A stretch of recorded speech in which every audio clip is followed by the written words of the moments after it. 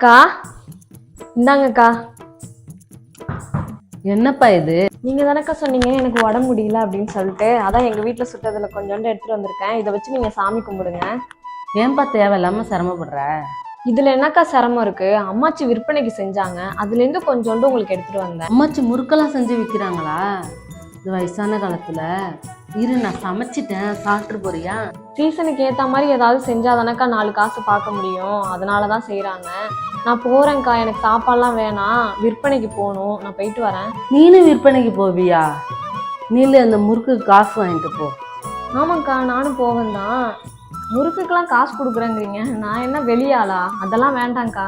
சும்மாலாம் வாங்கக்கூடாது, இந்த 10 ரூபாவது வாங்கிக்கோ.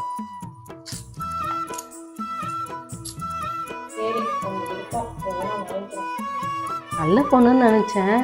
இந்த காலத்துலயும் வீட்டு பொறுப்பை எடுத்துக்கிட்டு விற்பனைக்கெல்லாம் போகுது பாரேன்.